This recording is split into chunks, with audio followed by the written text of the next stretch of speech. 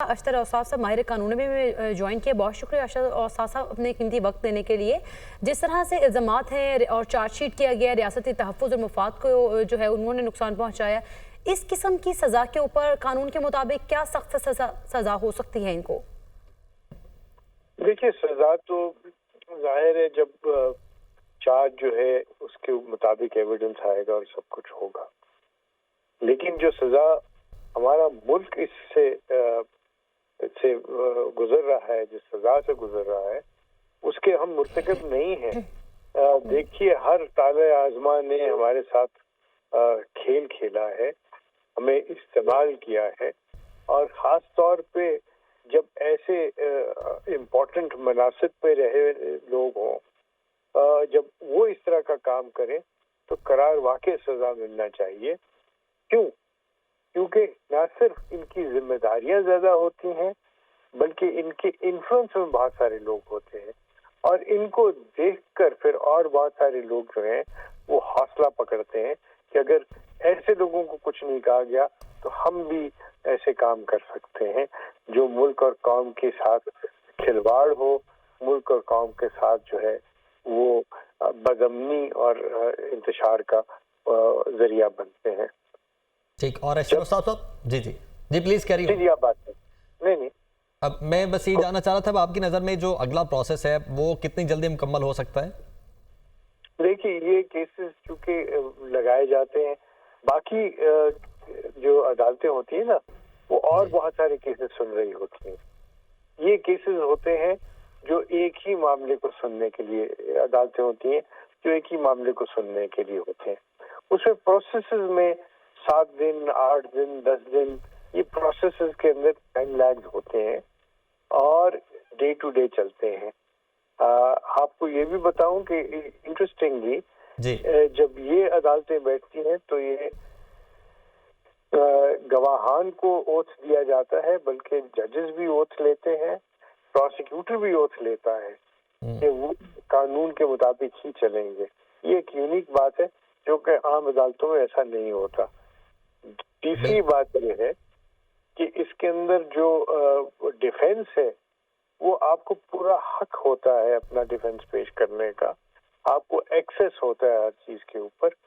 तो ये जो है मुझे लग रहा है कि बहुत सूरत से ये ट्रायल होगा, और इसके अंदर जो एविडेंस होगा वो भी साइंटिफिक बुनियादों के ऊपर हासिल किया हुआ एविडेंस है।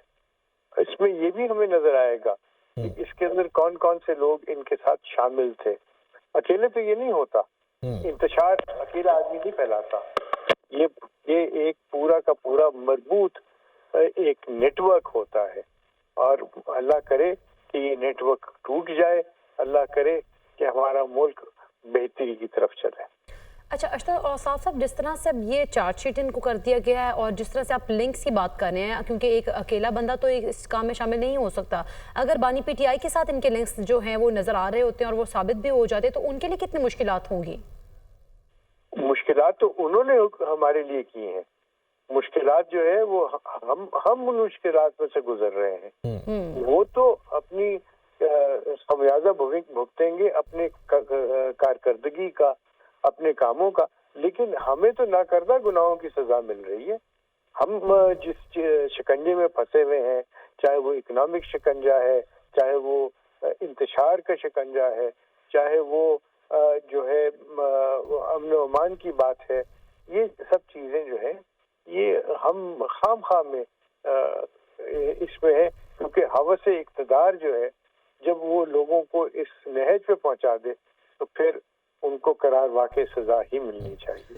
अशरफ साहब, चूंकि आप ह्यूमन एंगल की बात कर ही रहे हैं, तो जैसे आपने खुद अभी अर्ज किया कि हम लोग मुश्किल में फंसे हुए हैं, लेकिन इसके बावजूद भी हम देखें उनकी जो फॉलोइंग है या जो उनकी पार्टी के मामलात हैं वो वैसे के वैसे चल रहे हैं, बल्कि मुल्क को मजीद मुश्किल की जानिब लेकर जा रहे हैं।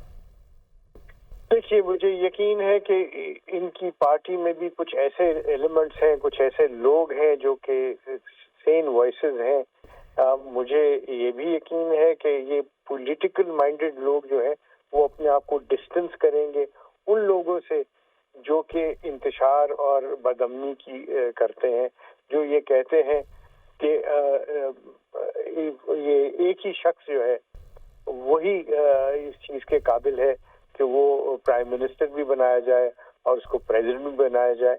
तो ये जो कल्ट फॉलोइंग है और जो इस तरह की बात है, वो आपके मुल्क को, चाहे वो कोई भी मुल्क हो, किसी भी मुल्क को वो नहीं करती। अब आप देख लीजिए कि शाम और ऐसे ममालिक जहाँ पे शख्स की जो है हुक्मरानी थी और उस शख्स को जो है वही सब कुछ माना जाता था, उन मुल्कों का क्या हाल हुआ है। अल्लाह हमें बचाए इन सारी मामलात से, और अल्लाह करे, और हमें भी कोशिश करना है कि हम अपने आप को ऐसी बातों से डिस्टेंस करें। बिल्कुल अशतर औसाफ साहब, अगर जिस तरह से एक लिस्ट है जिसके अंदर जिसमें चार्जशीट उनके ऊपर आयद की गई है, अगर ट्रिजन के हवाले से सबूत सामने आ सकते हैं तो आ गए, तो फिर मैक्सिमम सजा क्या होगी इनके खिलाफ? मैंने अभी इसको, मैं तो इस वक्त मेरे सामने नहीं है मिलिट्री एक्ट और ये, लेकिन सजाएं जो हैं वो जितनी भी कड़ी हो वो कम होती हैं।